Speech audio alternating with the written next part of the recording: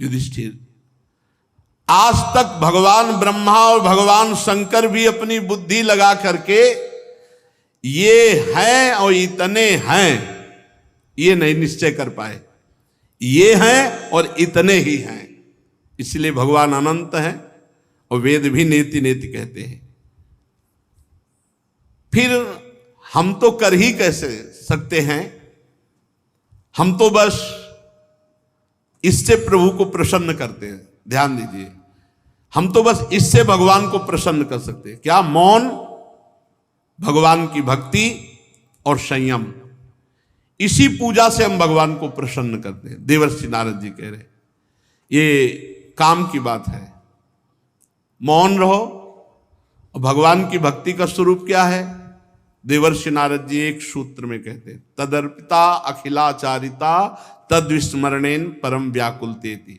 हर आचरण भगवान को समर्पित करो और इतना तन्मय रहो भगवान की स्मृति में कि थोड़ा भी विस्मरण होने पर व्याकुलता आ जाए। तो हम मौन, भक्ति और संयम, इससे हम अपने भगवान को प्रसन्न करते। यही हमारी पूजा है, इसी से भक्त वत्सल भगवान प्रसन्न हो।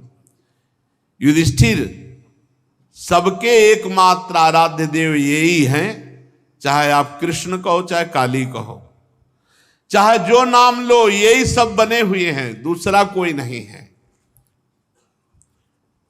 प्राचीन काल में बहुत बड़े मायावी मायासुर ने जब रुद्रदेव की कमनी कीर्ति में कलंक लगाना चाहा, तब इन्हीं भगवान श्री कृष्ण ने फिर से उनके यश की रक्षा और विस्तार किया।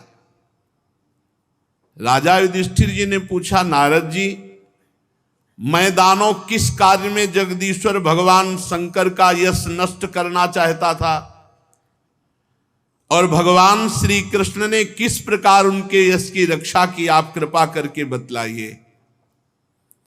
नारद जी ने कहा, एक बार इन्हीं भगवान श्री कृष्ण से शक्ति प्राप्त करके देवताओं ने युद्ध में असुरों को जीत लिया,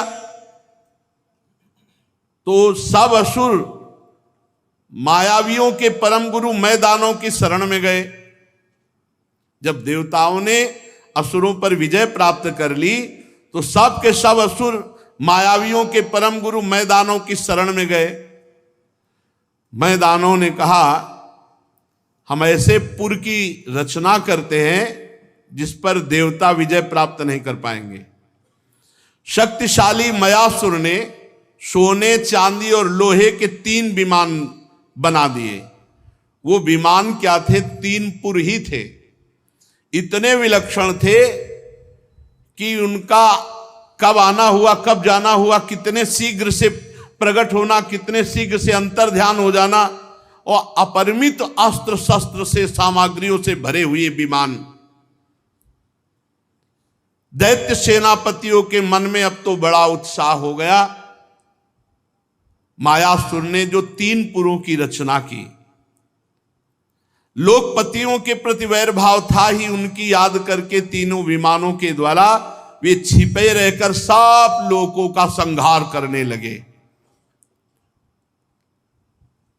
जब देखा कि मारने वाला कौन है दिखाई ही नहीं दे रहा है, तीनों पुर बिजली की तरह यहां से वहां, वहां से वहां, अस्त्र शस्त्रों की वर्षा और प्रजा का नाश।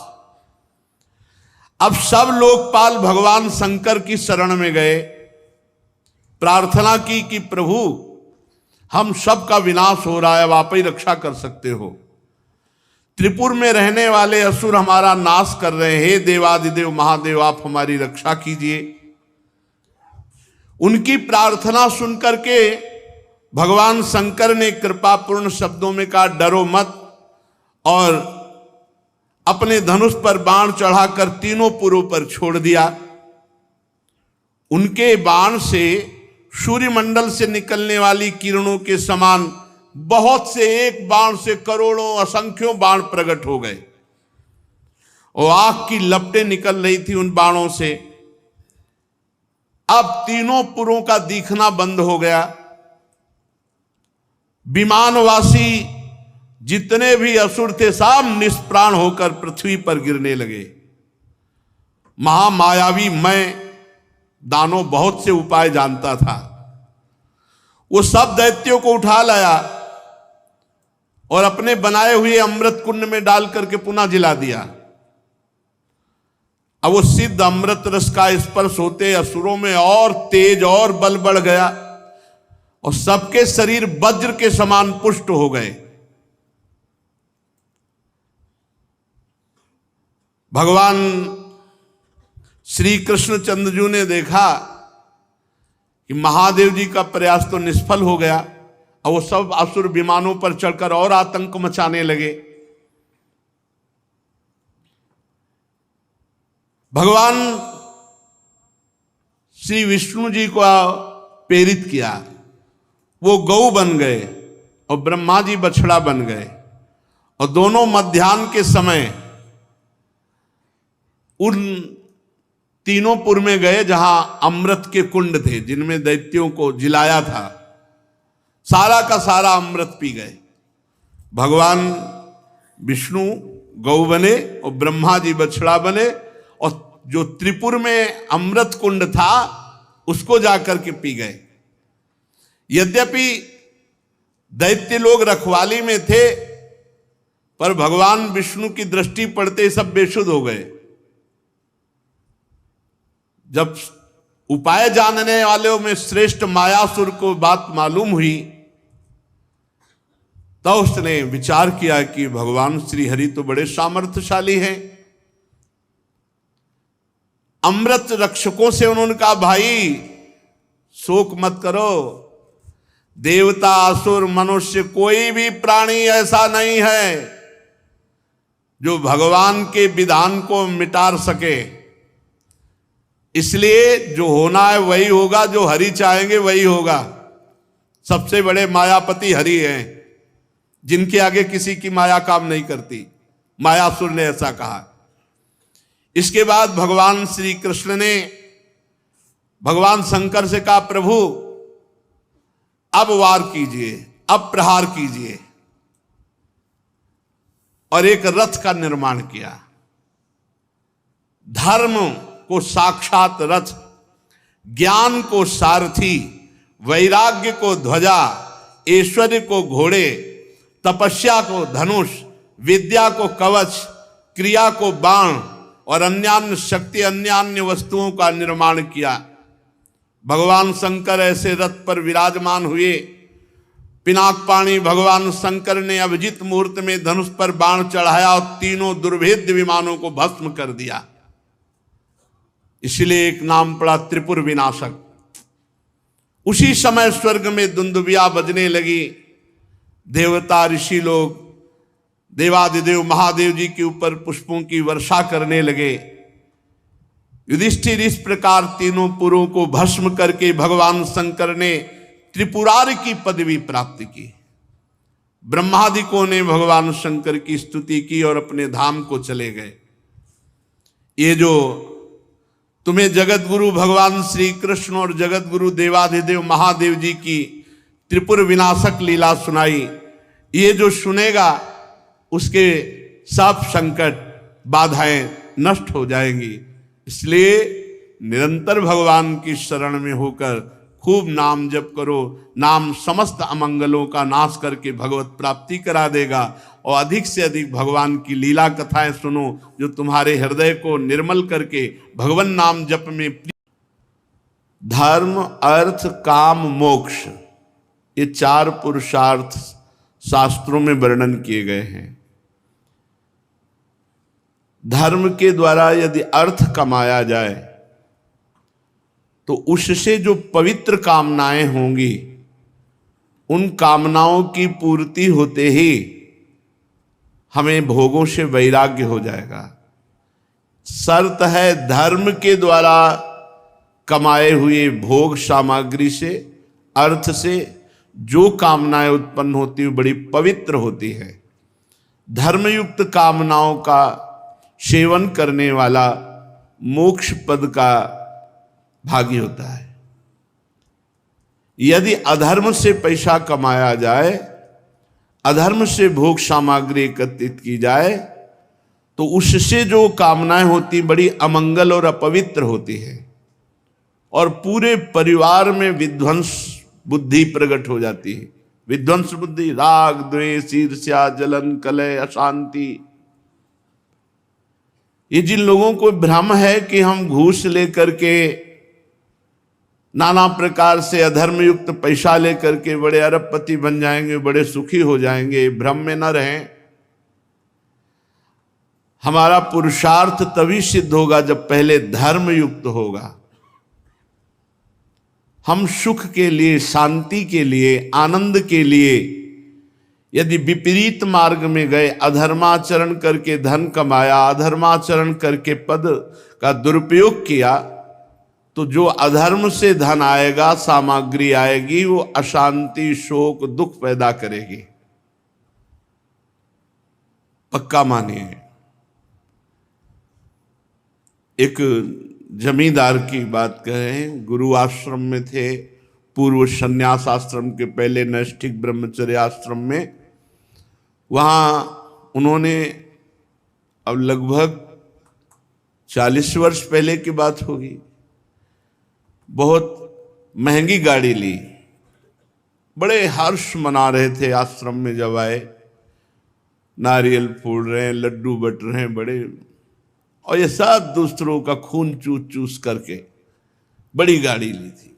अकेला लड़का, वहां से ढूढ़ी घाट पड़ता है गंगा जी का, वहां किनारे पूजन आदि करने के लिए वहां भी जाने। तो रास्ते में ही बैलेंस बिगड़ा गाड़ी का, वैसे खंडक में गिरी, किसी को चोट नहीं आई, वही अकेला लड़का पधार गया। 1 घंटे बाद खबर आई, हाहाकार मच गया। अधर्म का पैसा दूसरों को दुख देकर, जो खून चूस कर, जैसे ऐसे जो धन एकत्रित करता है, वो परिवार विध्वंसक होता है।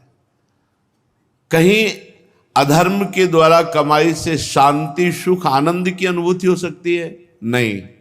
श्रीपाद कह रहे हैं, ऐ शरीरधारियों, मैं उपदेश कर रहा हूं, आप कृपा करके मेरा थोड़ा उपदेश सुन लीजिए। ये पुरुषार्थ धर्म पहले है, फिर अर्थ है, फिर कामनाओं की पूर्ति, फिर मोक्ष पद की प्राप्ति। ये हमारा पुरुषार्थ है। यदि हम पहला ही गलत कर दिया, नींव ही गलत हो गई, तो पूरा महल गिर जाएगा। अधर्म के द्वारा कमाए हुए धन सामग्री से अपवित्र, अमंगलमयी कामनाएं उत्पन्न होती हैं और वो दुर्गति को प्राप्त होता है, मोक्ष को नहीं। धर्म के द्वारा कमाई हुई संपत्ति से पवित्र कामनाएं होती हैं, जो मोक्ष पद का अभिलाषी बनता है, मोक्ष पद का अधिकारी बनता है। अगर मोक्ष तक की चाह मिटा दे तो प्रेम की प्राप्ति हो जाए। श्रीपाद कह रहे हैं, तो निर्मर्याद विचित्र शक्ति विरहो स्वच्छंद खेलम सदा, श्री वृंदावनमस्ति तद्ब्रज सकृद राधेश्वरी निर्भयम। मेरी ईश्वरी श्री किशोरी जू सब पर बहुत करुणा करने वाली स्वभाव वाली हैं। हमारी स्वामिनी जू बहुत करुणामयी है। सहज स्वभाव पर्यो नवल किशोरी जू को मृदुता, दयालुता, कृपालुता की राशि है। आप सोच नहीं सकते कितनी दया है हमारी स्वामिनी जू के हृदय में। दया ही दया की समुद्र है, करुणा की समुद्र है, कृपा की समुद्र है। और सामर्थ्य तो अनंत ब्रह्मांडों के स्वामी श्री लालजू जिनके अधीन है, उनकी सामर्थ्य की महिमा क्या वर्णन करे। जो विविध शक्तियों के रूप में अपने अंश से प्रकाशित हैं, उन स्वामिनी जी की महिमा का क्या वर्णन करें। ऐसी स्वामिनी जी यहां विराजमान है। श्रीपाद करे, मैं उपदेश कर रहा हूं, ध्यान से सुनो। यदि तुम निर्भय होना चाहते हो, परम सुखी होना चाहते हो, आनंद में मगन होना चाहते हो, आवागमन चक्र से मुक्त होना चाहते हो, तो एक बार वृंदावन आओ। यहाँ हमारी स्वामिनी जो विराजमान है, जिनका स्वभाव ही है करुणा में, दया में, वात्सल्य में। श्री वृंदावन मस्ति तद ब्रज, जो श्री वृंदावन धाम है, यहां एक बार आ जाओ, एक बार सत्संग सुनो बैठकर इस रज में, महारानी जी की कृपा होगी, आपका जीवन बदल जाएगा। जीवन बदल जाने का मतलब नहीं कि आप अरबपति बन जाएंगे। जीवन बदल जाने का मतलब है आप कुमार्ग से हट करके सतमार्ग में चल देंगे, और सतमार्ग में चलने वाला ही सुखी होता है, शांत होता है, आनंदित होता है, सद्गति को प्राप्त होता है। अहो वृंदारण्योज्ज्वल मदन गोपाल वदनोल लसच्चंद्रालोका द्वत किमिहि लोका विरमत अयम मूर्धात्यद्धा शकल यल सिद्धा बुदयता मुपायानां पंचस्वपि च पुरुषार्थेषु परमः। हे मानवगण, श्री वृंदावन में मदन मोहन, मदन गोपाल उज्जवल प्रेम रस की वर्षा कर रहे हैं।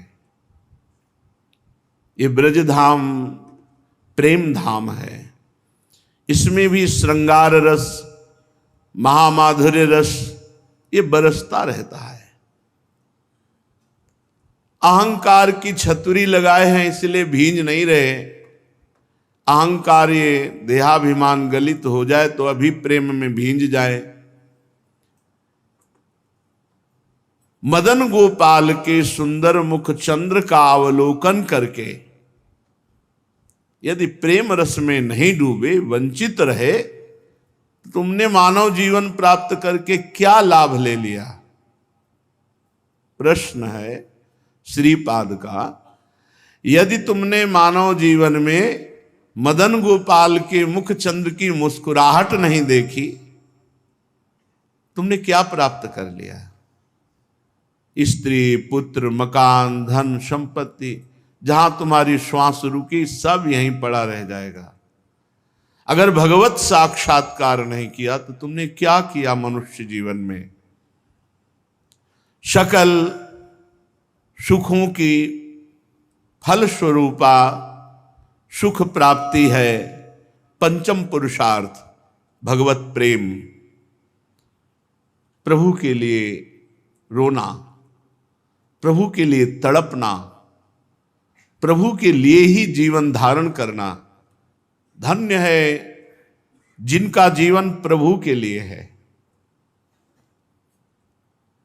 अपने लिए जीवन तो सब जी रहे हैं, प्रभु के लिए कौन जी रहा है? जो प्रभु के लिए जी रहा है धन्य है उसका जीवन। अपने लिए तो सब रो रहे हैं, प्रभु के लिए कौन रो रहा है? प्रभु के लिए कौन विकल हो रहा है? जो प्रभु के लिए रो रहा है, प्रभु के लिए विकल हो रहा है। ये मोबाइल भगवान ने सबके विचार ही बदल दिए। अंतर्मुख होकर प्रभु के चिंतन में डूबना अवसर ही नहीं। वो कुन कुन कुन कुन बजता रहता है, बहिर्मुख वृत्ति बनी रहती है, चिंतन का कोई गुंजाइश ही नहीं। जहाँ सर्वात्मना न विसजेत बहिरिंद्रियाणी, जहाँ आदेश है महापुरुषों का कि अपनी इंद्रियों को बहिर्मुख ना होने दिया जाए, अंतर्मुख। तो ये मोबाइल जिनके पास है वो बातें चाहे जितनी बनावे, विश्वास कीजिए अंतर्मुख होने का समय नहीं। हाँ, जो ऐसे प्रयोग करते हैं आवश्यकता के अनुसार प्रयोग, इसके बाद बंद, तो बात अलग है। नहीं, जो हर समय पूरी दृष्टि अंतर और बहिर्दृष्टि उसी में बनी रहती है। ये कैसी रचना की है माया ने भजन का अपहरण करने के लिए। थोड़ा सद्गुण रख दिए हैं, अगर सद्गुण न रखती तो कोई स्वीकार ही ना करे। इसलिए आवश्यक होता है फोन करना, आवश्यक होता है, बहुत से कार्य अब मोबाइल से होते हैं। हाँ ठीक है, जड़ चेतन गुण दोष में विश्व कीन करतार, संत हंस गुण गाहे पे परिहरि वारी विकार। जैसे दूध पानी मिला करके रख दो तो हंस दूध पी जाएगा, पानी छोड़ देगा। ऐसे ही गुण दोष में संसार की रचना हुई है। तो इससे गुण स्वीकार कर लो और दोषों का त्याग कर दो। बात भी मोबाइल से करो तो 2-4 शब्द आवश्यक बोल दो, जो बोलना है, कान पे लगा है, घूम रहे और में बढ़ता चला जा रहा है माया का प्रपंच। पूरी एकाग्रता कान में सुनने में और बोलने में, प्रभु का विस्मरण। और कहीं बुद्धि भ्रष्ट हो गई तो इधर उधर की बातें देखकर और मन मलिन। बहुत सावधान। माया भगवान की है, किसी और की नहीं। आप भगवान के हैं, किसी और के नहीं। दोनों को इस खेल में बराबर सामर्थ्य दिए भगवान ने। मम माया तो ममई वांशो। अब खेलो इस खेल में। आपको माया पर विजय प्राप्त करनी है। आपको इस संसार में रहते हुए जित संग दोषा होना है। किसी भी वस्तु, व्यक्ति, स्थान का दोष आपके ऊपर सवार होकर भगवान से विमुख कर दे, ऐसा नहीं होना चाहिए।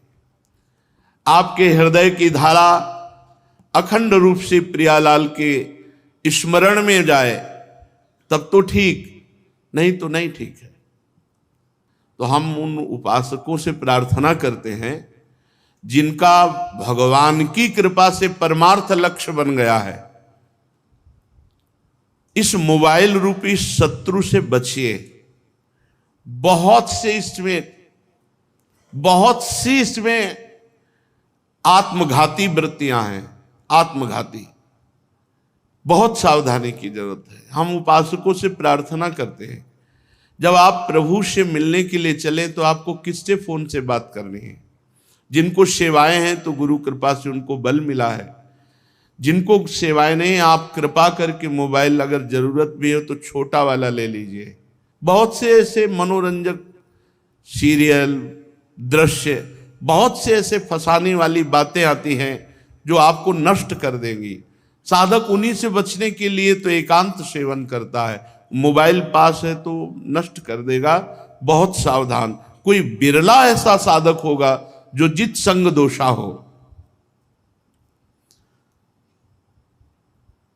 भगवत प्राप्ति के लिए विषय भोग का चिंतन, ये सबसे ज्यादा घातक बात है। और जब तक भगवान की कृपा से आनंद की अनुभूति नहीं होती तब तक मन विषयों में ही सुख खोजता है। निज सुख बिन मन होई की थीरा। जब तक आत्मानंद का अनुभव नहीं होता, परमात्म सुख नहीं मिलता, तो मन इन्हीं भोगों में जाता है। स्त्री शरीर, पुरुष शरीर, ये वस्तु वो वस्तु, इन्हीं में भागता है। अब हमारे को अवसर मिला कि हम इनको घसीट करके मन और इंद्रियों को प्रभु में लगाएं। बड़ा कठिन। एकांत केवल प्रभु के लिए, व्यवहार केवल प्रभु के लिए, तभी तो आप प्रभु के शरणागत माने जाएंगे। आपका व्यवहार तो व्यवहार है ही, एकांत भी प्रपंच है, तो क्या आप आत्मानंद लेंगे? फिर यही वृत्तियां भागेंगी संसार की तरफ। तो हे मानवगण, उज्जवल मदन गोपाल की मुस्कुराहट नहीं देखी तो क्या देखा? यार, जिंदगी में सब कुछ देख रहे हो, एक बार भगवान को भी तो देखने की इच्छा करो। जिसने इस जगत को बनाया वो कैसा है? जो हमारा अंशी है, हम जिनके अंश हैं, वो कैसा है? एक बार तो मन में लालसा जागृत करो। और उसके लिए भजन, जब तक भजन नहीं तब तक लालसा नहीं जागृत होगी। उत्तम भजन, उत्तम भजन, अन्य कोई कामना नहीं, एकमात्र केवल प्रभु की चाह। अति शीघ्र सफल हो जाओगे यदि वृंदावन आ गए हो, सत्संग मिला है, और एक लालसा जागृत कर लो, कब मैं प्रभु को देखूं, और फिर इस लालसा से भजन करो तो बहुत जल्दी, श्रीपाद कह रहे, बहुत जल्दी तुम्हें भगवत साक्षात्कार हो जाए। भगवान जानते हैं हृदय की तड़पन को। किसी ने कहा कितना जप करें तो भगवत साक्षात्कार हो जाएगा? तो क्या जप की संख्या से भगवान को खरीदा जा सकता है क्या? क्या तप के द्वारा भगवान को खरीदा जा सकता है क्या? नहीं। संख्या की बात पूछो तो ध्रुवदास जी कह रहे हैं एक बार जिन नाम ली, शर्त है, हित सो होए अति दीन, प्रेम में भरकर अत्यंत दैन्यता पूर्वक एक बार जिसने पुकारा, ताको संग न छाणही, ध्रुव अपनो कर ली। दर्शन की तो बात जाने दो, कह रहे उनका संग नहीं छोड़ते, सदा सदा के लिए अपना लेते। अब हम बार बार जप रहे हैं इसी बात के लिए कि वो एक बार वाली स्थिति आ जाए, अति दैन्य होकर, अति प्रेम में भरकर राधा राधा, वो स्थिति आ जाए। इसीलिए निरंतर जप कर रहे हैं, इसीलिए निरंतर अभ्यास कर रहे हैं। हे जीवो, अये मदन मोहनो धसित वक्त चंद छटा, शुद्धौग कृत सेचनम कुरुत लोचनम जन्मिनः, अमंदरस मंदिरे तदति लुब्ध मुग्धेन्दिरे, सुतप्त मति निर्वृतिम नयत मंक्षु वृंदावने। अरे जीवो, एक बार मदन गोपाल की हंसी देख लो, फिर कुछ और देखने की इच्छा ही नहीं रहेगी। अये मदन मोहनत धसित वक्त चंद छटा, जिस समय प्रभु श्री कृष्ण चंद्र जी मुस्कुरा देते हैं, बड़े बड़े परमहंस बिक गए इनकी मुस्कुराहट में। कृष्णात् परम किमपि तत्व हम न जाने। और सोचो, ऐसे श्री कृष्ण जिनकी मुस्कुराहट में निर्तन भ्रकुटि बदन अंबुज मृदु सरस हास मधुबूलन, तो अति आसक्त लाल अली लंपट बस कीन्हे बिनु मोलन। बिना मोल के लालजू बसीभूत हो गए लाडलीजू की मुस्कुराहट में। कैसी होंगी हमारी श्यामाजू? कभी इच्छा करो उनके दर्शन करने की, उनसे मिलने की। लक्ष्मी को भी मोहित करने वाले मनोरम महारस भंडार श्री वृंदावन में नृत्य कर रहे हैं। मदन मोहन, तुम आ जाओ वृंदावन, श्रीधाम वृंदावन का आश्रय ले लो और खूब भजन करो। एक बार इनको देख लोगे तो जन्म मरण के चक्र से छुट्टी पा जाओगे। एक काम क्रोध लोभ मोह मद मत्सर जलाते रहते, इनके जाल से मुक्त हो जाओगे। महासुख, अभी उस महासुख का आप अनुभव ही नहीं, कल्पना ही नहीं, भावना ही नहीं। अरे जहां किंचन मात्र कोई शोक, कोई जलन, कोई दुख, कोई अशांति, कोई चाह, कोई कामना, कोई भय नहीं, वो महासुख। एक बार भगवत प्राप्ति के लिए कमर कसो, एक बार मैं भगवान को देखना चाहता हूं, ऐसी भावना करो। देखो, प्रहलाद जी ने श्री भगवान को देखा। भगवान अपना वरद हस्त प्रहलाद जी के ऊपर रखे हुए हैं। प्रहलाद जी ने भगवान की जब स्तुति की तो श्री नरसिंह भगवान बड़े प्रेम में भर करके प्रहलाद जी से कह रहे, मैं बहुत प्रसन्न हूं और मेरा प्रसन्न होना ये बड़ा दुर्लभ है, वरदान मांगो। प्रहलाद भद्र भद्रम ते प्रीतो हम ते सुरोत्तम, वरम वृणी स्वाभिमतम काम पूरोष्म्य हम नृणाम। प्रहलाद, तुम्हारा परम कल्याण हो, दैत्य श्रेष्ठ, मैं तुम पर बहुत प्रसन्न हूं। तुम्हारी जो इच्छा हो मांग लो, मैं जीवों की संपूर्ण इच्छाओं को पूर्ण करने वाला हूं। माम प्रीणत आयुष्मन दर्शनम दुर्लभम ही में, दृष्ट्वा माम न पुनर्जंतु रात्मानम तब तुमर्हति। आयुष्मान, मुझे प्रसन्न कर लेना सहज नहीं है। भगवान को प्रसन्न कर लेना सहज नहीं है। क्यों? क्योंकि किसी वस्तु, किसी पदार्थ, इन सबसे प्रसन्न नहीं होते। उन्हें चाहिए अपनापन, प्रेम, और जीव अपनापन प्रेम शरीर और भोगों में दिए, इसलिए बहुत कठिन है। मेरा दर्शन मिलना बहुत कठिन है। क्यों कठिन है? क्योंकि भोगों में ही इतना सुख लग रहा है कि भगवान से मिलने की किसी की इच्छा ही नहीं, ईमानदारी से इच्छा नहीं। इच्छा ही भगवत प्राप्ति कराती है। प्रबल इच्छा उसी समय भगवान का साक्षात्कार। जिस समय गोपी जन प्रबल इच्छा करके रोने लगी, रुरुदुः सुस्वरम राजन, कृष्ण दर्शन लालसा, प्रभु के दर्शन की लालसा से उच्च स्वर में रोने लगी हृदय से, तो तासा महावीर भूत छौरी स्मय मान मुखाम्बुजा, पीतांबर धरा सृगवी साक्षान मनमथ मनमथा। उसी समय उन्हीं के बीच में भगवान प्रकट हो गए, करोड़ करोड़ कामदेव को भी मूर्छित कर देने वाले महान सौंदर्य रूप में।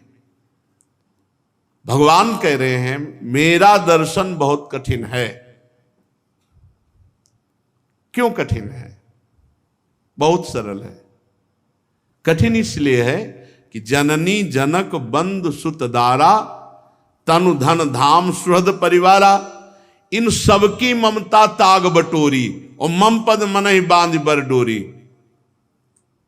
ये बहुत कठिन है, इसीलिए भगवत दर्शन कठिन है। मां की ममता, पिता का प्यार, भाई का प्यार, घर की आसक्ति, शरीर की आसक्ति, स्त्री की आसक्ति, पुत्र की ममता, ये सब बटोर करके और प्रभु के चरणों में लगा दो, अभी दर्शन हो जाएंगे। यही बटोरना कठिन है। इसीलिए गुरुदेव भगवान की महिमा प्रकाशित है। जो हम जन्म जन्म में नहीं बटोर सकते, वो ऐसे चंद दिनों में बटोर देते हैं। चंद दिनों में हमारे सब ममता की जितनी रस्सियां हैं वो सब बटोर कर प्रभु के चरणों में लगा देते हैं। बलिहारी गुरु आपने गोविंद दियो मिला। बलिहारी है, उन्होंने हमारी सारी ममता समेट कर प्रभु के चरणों में कर दी। तो मेरा दर्शन बहुत कठिन है, भगवान कह रहे हैं। परंतु जब मेरा दर्शन हो गया, अब फिर उसके हृदय में कोई ताप, कोई चाह, कोई कामना नहीं रह जाती। मैं समस्त मनोरथों को पूर्ण करने वाला हूं, इसलिए सभी कल्याणकामी परम भाग्यवान साधुजन कोई कामना न करके जितेंद्री होकर समस्त वृत्तियों से एकमात्र उपाय करते हैं मुझे प्रसन्न करने का, मेरे दर्शन पाने का। भगवान ने कहा कि वरदान मांग लो, क्योंकि मेरा दर्शन समस्त कामनाओं को पूर्ण करने वाला है। प्रहलाद जी तो बड़े महाभागवत। प्रहलाद जी ने कहा माम माम प्रलोभयोत्पत्त्या सक्तम कामे स्तुतैर्वरैः तत्संग भीतो निर्विण्णो मुमुक्षस्त्वामुपाश्रितः भृत्या लक्षण जिज्ञासुर्भक्तं कामेष्वचोदयत् भवान संसार बीजे सुहृदय ग्रंथिषु प्रभो। प्रभो, मेरा जन्म दैत्य कुल में हुआ है, असुर कुल में, और असुर कुल जन्म से ही भोगों में रत। तो शायद इसीलिए आप मुझे कह रहे हैं कि वरदान मांग लो। पर प्रभु, मैं भुलावे में आने वाला नहीं हूं। ये महान भागवत है। भगवान से कह रहे अब ये भुलावे में डालने वाली बातें मत करो प्रभु, कि वरदान ले लो, ये लुभायमान बातें।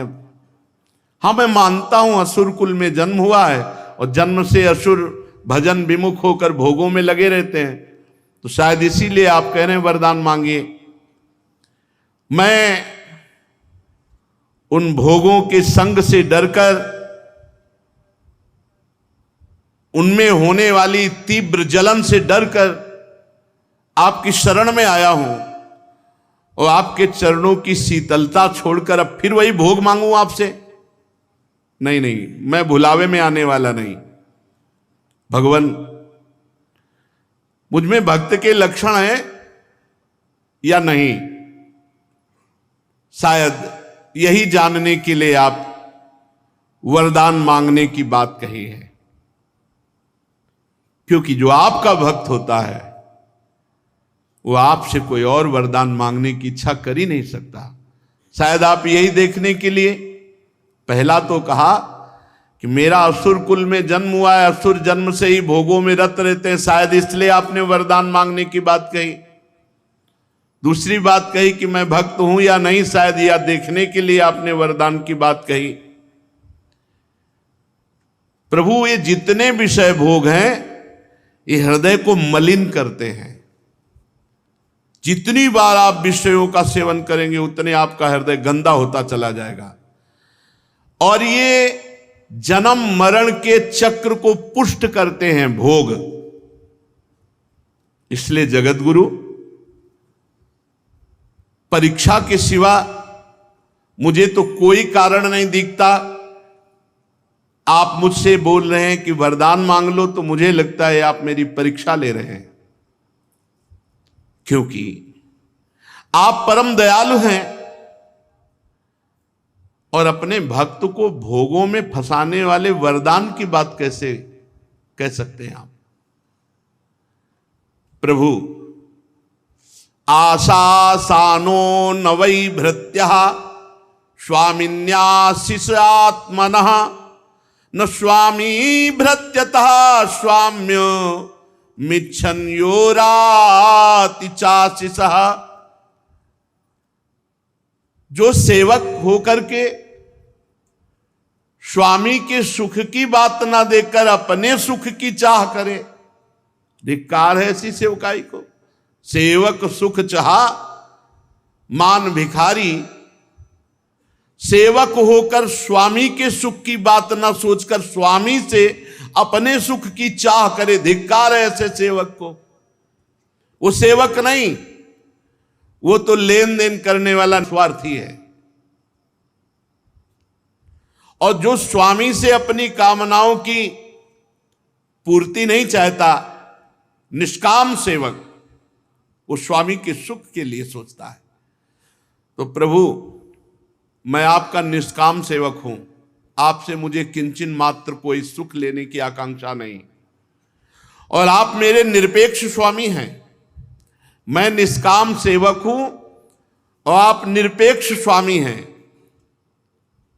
प्रभु, जैसे राजा और उसके सेवकों का प्रयोजन व स्वामी सेवक का संबंध रहता है, वैसा मेरा नहीं है आपके प्रति कि भाई सेवक राजा की सेवा की और मनमानी भोग सामग्री प्राप्त की, जय हो महाराज। मैं ऐसा नहीं हूं। मैं आपका निष्काम सेवक हूं और आप निरपेक्ष मेरे स्वामी हैं। पर आपने कहा वरदान मांगो तो स्वामी की आज्ञा का पालन करना चाहिए। यदि स्वामी की ऐसी इच्छा है कि वरदान दें, तो मुझे मुंह मांगा वरदान दीजिए। ये वरदान दीजिए कि मेरे हृदय में कभी कोई कामना ही उदित न हो, तो आपकी आज्ञा का पालन भी हो गया। आपने कहा वरदान मांगो, तो ये वरदान दीजिए कि मेरे हृदय में कभी कोई कामना ही ना उत्पन्न हो। क्या मांगा? प्रभु, ये कामना नष्ट कर देती है जीव को। जिसके हृदय में भोगों की कामना होती तो उसकी इंद्रियां, मन, प्राण, देह, धर्म, धैर्य, बुद्धि, लज्जा, श्री, तेज, स्मृति, सत्य, ये नष्ट हो जाते हैं।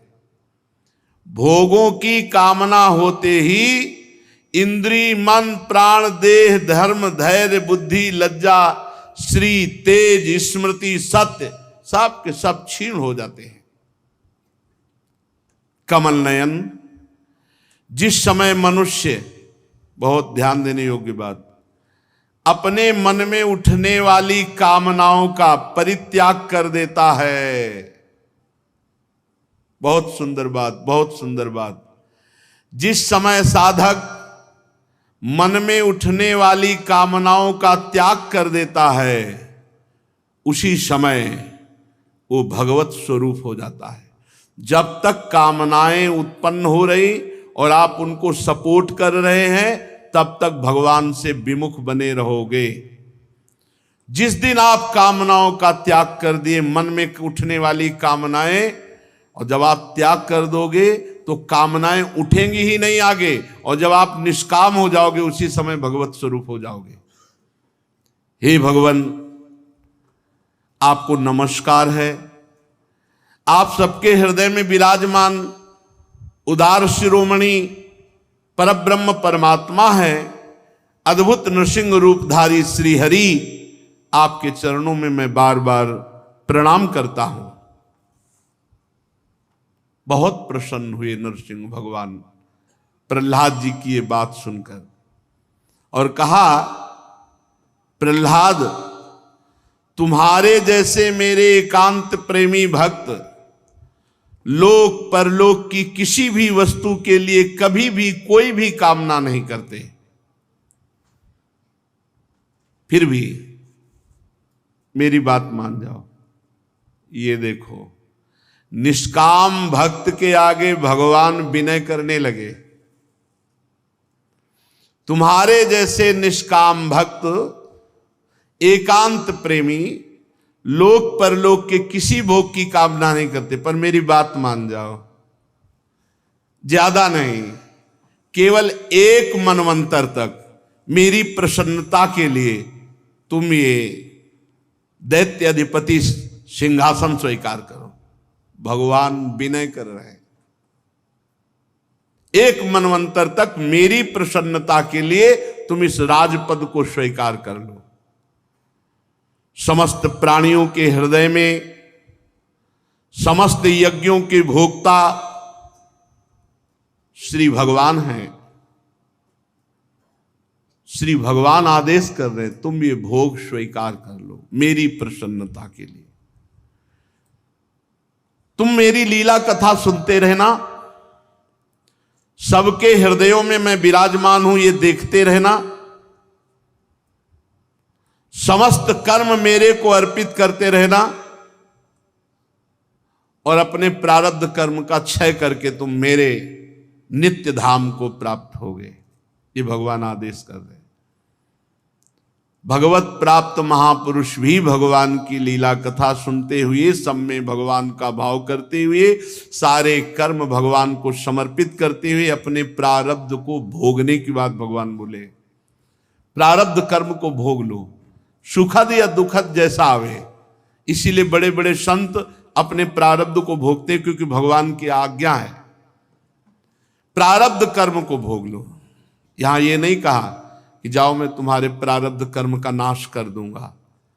भगवान ने कहा तुम अपने प्रारब्ध कर्म को भोग लो, प्रारब्ध क्षय हो गया, बस हमारे धाम आ जाओगे।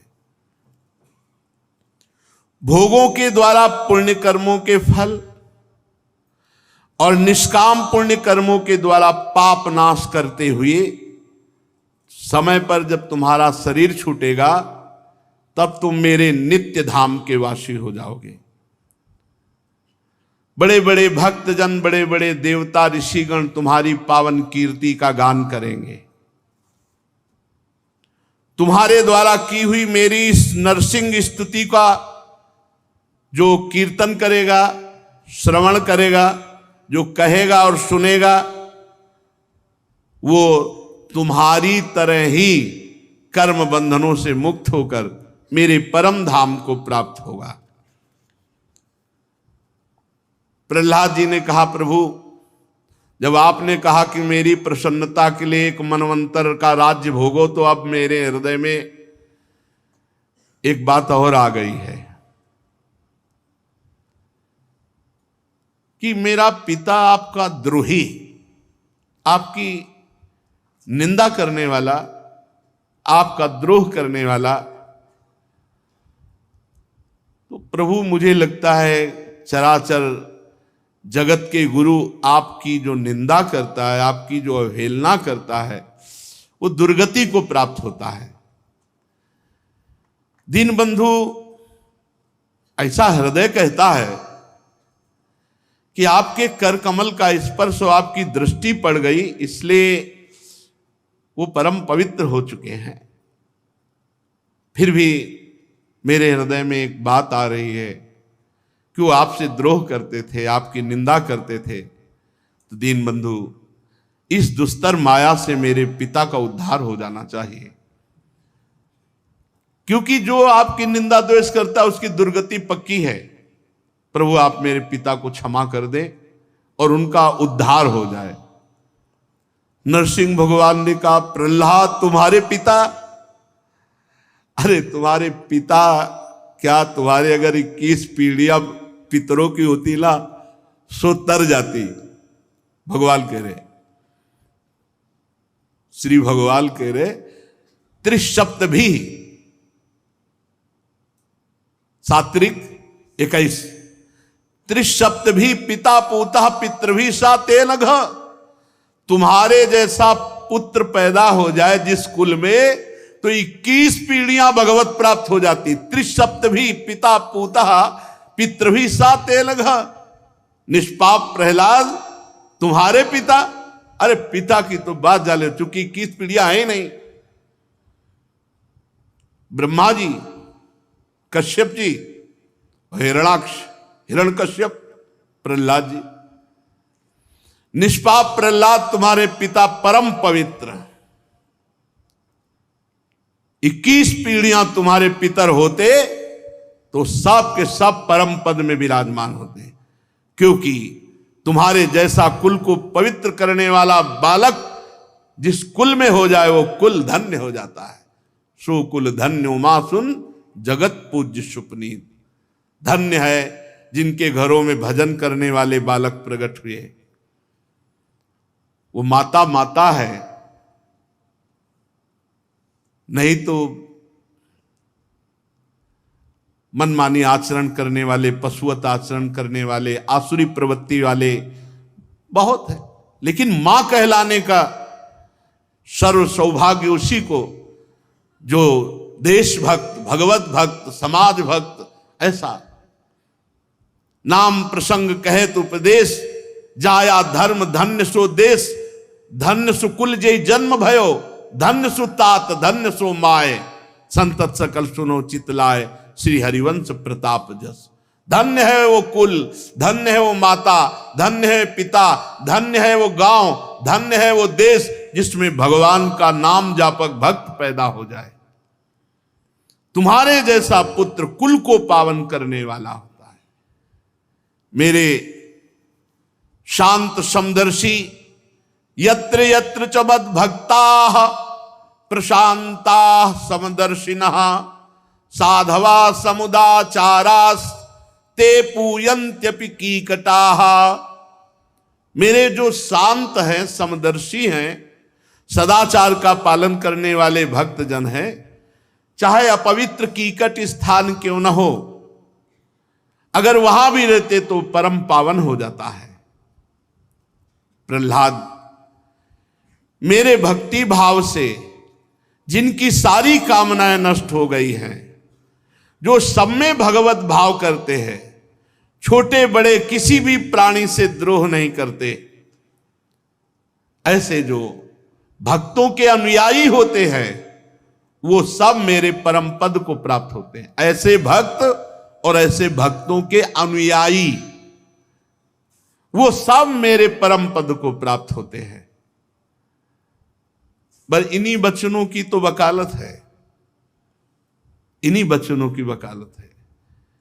ऐसे जो भक्त होते हैं और ऐसे भक्तों के जो अनुयायी होते हैं, हम ऐसे नहीं हैं, पर हम ऐसे बड़ों के हैं, इसलिए हमें विश्वास है कि हम सबकी भगवत प्राप्ति होगी।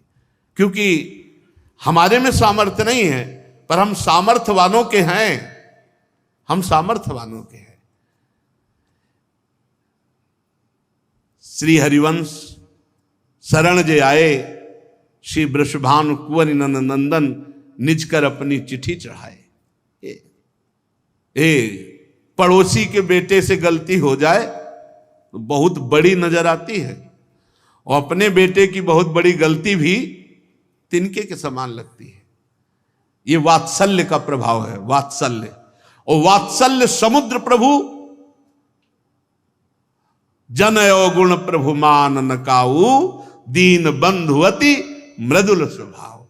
यहां स्वयं प्रभु कह रहे हैं, संसार में जो भक्ति भाव से युक्त है, जिनकी सारी कामनाएं नष्ट हो गई,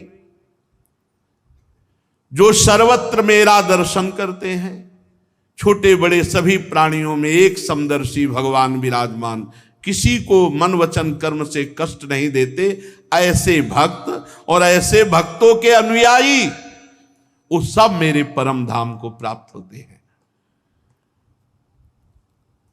अभी प्रभु के स्वभाव और प्रभाव को जाना नहीं है, इसलिए हमारी दुर्दशा हो रही है। प्रभु के स्वभाव और प्रभाव को जान लोगे ना तो कहीं मन जाएगा ही नहीं। एक बार स्वामी अखंडानंद जी महाराज ने पूज्य भाई से हनुमान प्रसाद पोद्दार जी से एकांत में कहा, भाई जी, जीवन में पूरे अनुभव की सबसे अच्छी बात आपकी जो एक बात बता दो, मस्ती में से। भाई जी बड़े गंभीर हो गए और ऐसे भाव में डूबे कि आंसू चलने लगे और एक चौपाई कही, उमा राम स्वभाव जेहि जाना, ताहि भजन तजी भाव न आना। भगवान शंकर कह रहे, उमा, जिसने प्रभु श्री हरि के स्वभाव को जान लिया, उसे भजन छोड़कर और कुछ अच्छा नहीं लगता। बहुत करुणामय समुद्र। जो तुम्हारे अनुयायी होंगे प्रहलाद जी, या जो ऐसे भक्त के अनुयायी होंगे, वो सब भगवत प्राप्त होंगे। बेटा, तुम मेरे सभी भक्तों के आदर्श हो। यद्यपि मेरे अंगों का स्पर्श होने से तुम्हारे पिता पूर्ण रूप से पवित्र हो गए हैं, तथापि तुम उनकी अंत्येष्टि क्रिया करो। तुम्हारी जैसे संतान के कारण वो महान उत्तम लोकों को प्राप्त हुए हैं। वत्स, तुम अपने पिता के राज सिंहासन पर स्थित होकर वेदवादी मुनियों की आज्ञा के अनुसार मुझ में अपना मन लगाकर मेरी शरण में रहकर इस राजकाज को मेरी सेवा समझो। बस यही समझाते हैं।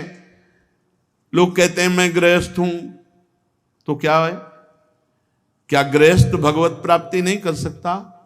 क्या गृहस्थ योगी नहीं हो सकता? क्या गृहस्थ भगवान को रिझा नहीं सकता? ये भ्रम मत लो कि आप गृहस्थ हो, आप श्री भगवान के हो। गृहस्थ आश्रम आपको सेवा मिली है, जैसे विरक्त आश्रम हमारी सेवा, तो गृहस्थ आश्रम आपकी सेवा। भगवान क्या कह रहे? वेदवादी मुनियों के, शास्त्र ज्ञानी महात्माओं की आज्ञा के अनुसार हमारे जो कही हुई बात है कि एक मनवंतर तक राजा बन करके राज्य शासन करो, तो ये मेरी सेवा हुई। शास्त्र के अनुसार, मुनियों की आज्ञा के अनुसार इस आज्ञा का पालन करो और अंत में मेरे परम धाम को प्राप्त होगे।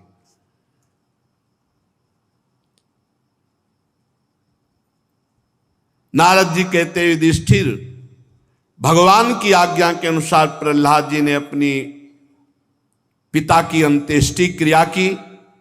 इसके बाद श्रेष्ठ ब्राह्मणों ने प्रहलाद जी का राज्याभिषेक किया। इसी समय देवता, ऋषि आदि के साथ ब्रह्मा जी ने नरसिंह भगवान को प्रसन्न वदन देखकर पवित्र वचनों द्वारा नरसिंह भगवान की स्तुति की। ब्रह्मा जी ने कहा, हे देवताओं के परम आराध्य देव, आप सर्वांतर्यामी, जीवों के जीवनदाता और मेरे भी पिता हैं। ये पापी दैत्य लोगों को बहुत सता रहा था। बड़े सौभाग्य की बात, आपने इसको मार डाला। प्रभु, इसने तपोबल से मेरे से वरदान ले लिया था कि मैं ब्रह्मा की सृष्टि के किसी भी प्राणी से मरू ना। ये इतना मतवाला हो गया था कि इसको लग रहा था कि अब कोई मुझे मार ही नहीं सकता। तपस्या, योग और बल के कारण उच्छृंखल होकर इसने वेद विधियों का उच्छेद कर दिया था। काल बड़ा बलवान है, कोई शरीराभिमान में आके सोचे कि मेरा क्या बिगाड़ लेगा, वो मिनटों में आपको नष्ट कर, मिनटों में ऐसे गिरते चले गए, सर्वनाश हो गया। ये दैत्य सोच रहा था ब्रह्मा जी की सृष्टि में कोई मारने वाला है ही नहीं, क्योंकि वरदान ले लिया, आप कौन मारेगा। और इसको पता नहीं था कि सर्वशक्तिमान भगवान कर्तुम अकर्तुम अन्यथा कर्तुम, हर वरदान के बीच की जगह निकाल ली। घर के भी भीतर न मरूं, बाहर न मरूं, तो डेयरी में बैठ गए।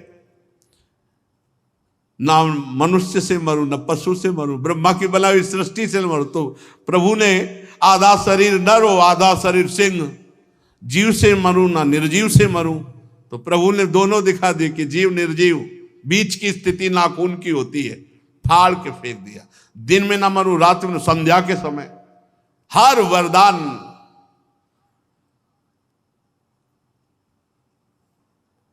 प्रभु, ये बड़े सौभाग्य की बात है कि इसके पुत्र परम भागवत शुद्ध हृदय नन्हे से शिशु प्रहलाद को आपने मृत्यु के मुख से छुड़ा दिया। और भी आनंद की बात है कि आप इस पर बहुत कृपा कर रहे हैं और ये आपकी शरण में है।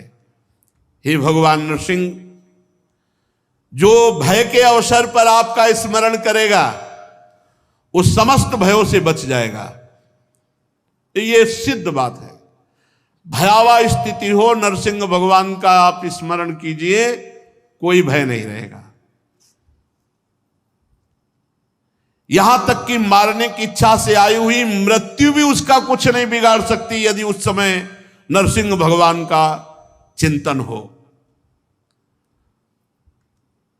ब्रह्मा जी ऐसा बोल ही रहे थे कि नरसिंह भगवान ने कहा, ब्रह्मा जी थोड़ा विवेक से वरदान दिया करो दैत्यों को, जो मांगे जैसे मांगे वैसे। दैत्यों को ऐसा वर मत दिया करो, बड़ी समस्या पड़ी। नर और सिंह, आप ऐसा वर मत दिया करो। ये क्रूर स्वभाव वाले दैत्य, ऐसा वर दे देने का मतलब है सांप को दूध पिलाना। ऐसा वर मत दिया करो। नरसिंह भगवान जी ने जब ऐसा कहा तो भगवान ब्रह्मा जी ने हाथ जोड़ करके जो आज्ञा कहकर स्वीकार किया। ब्रह्मा जी जो ही प्रणाम मुद्रा में थे तो देखा सिंहासन खाली, भगवान अंतर ध्यान हो गए। प्रहलाद जी ने भगवत स्वरूप ब्रह्मा जी, शंकर जी, बड़े बड़े प्रजापति देवता जो आए थे, सबका पूजन किया, सबको प्रणाम किया। तब शुक्राचार्य आदि मुनियों के साथ ब्रह्मा जी ने प्रहलाद जी को समस्त दानों और दैत्यों का अधिपति बना दिया। फिर ब्रह्मा आदि देवताओं ने प्रहलाद का अभिनंदन करके शुभ आशीर्वाद दिया। प्रहलाद जी ने भी यथा योग्य सबका सत्कार किया। फिर सब देवता, ब्रह्मा जी, भगवान शंकर सब अपने अपने धाम को चले गए। युधिष्ठिर, इस प्रकार भगवान के वे दोनों पार्षद जय और विजय दिति के पुत्र दैत्य हो गए थे। भगवान से वैर भाव रखते हुए 3 जन्म में वो भगवान की वैर भाव से आराधना करके पुनः अपने पद को प्राप्त हुए। यद्यपि जैसे हिरण्यकश्यप को सौभाग्य मिला सीधे परम पद, पर परम पद नहीं मिला, क्योंकि 3 जन्म तक बराबर ऋषि का शाप है ना, इसीलिए जन्म लेना। नहीं तो ये तो परम पद का स्वरूप ही है भगवान। ऋषियों के शाप के कारण उनकी मुक्ति नहीं हुई और फिर से वो रावण और कुंभकर्ण के रूप में राक्षस कुल में जन्मे। उस समय भगवान श्री राम के पराक्रम से इन दोनों का फिर उद्धार हुआ। युद्ध में भगवान राम के बाणों से उनका हृदय विदीर्ण हुआ और वो भगवान का स्मरण करते हुए अपने शरीर को छोड़ा। फिर भी वो भगवत प्राप्त नहीं हुए, शिशुपाल और दंतवक्त के रूप में जन्मे। युधिष्ठिर जी से कह रहे हैं, क्योंकि युधिष्ठिर जी ने प्रश्न किया था राजसूय यज्ञ में, शिशुपाल गालियां दे रहा था। इसके बाद भगवान ने जब सुदर्शन चक्र के स्पर्श से उद्धार किया तो शिशुपाल से एक दिव्य ज्योति निकली और भगवान में समा गई। इस बात को देखकर प्रश्न किया था कि इतना भगवान से द्रोह करने वाला और भगवान में ऐसे कैसे लीन हो गया। तब देवर्षि नारद जी ने बताया था, भगवान के प्रति वैर भाव होने के कारण तुम्हारे सामने ही वो भगवान में समा गया। युधिष्ठिर, श्री कृष्ण से कैसे भी भाव जोड़ ले, कैसे भी, बस मंगल हो गया। भगवान से भाव जुड़ जाए, बैर से, भक्ति से, काम से, कैसे कैसे भी वृत्तियां सच्चिदानंद भगवान से जुड़ती, इसलिए परम मंगल परम कल्याण होता है।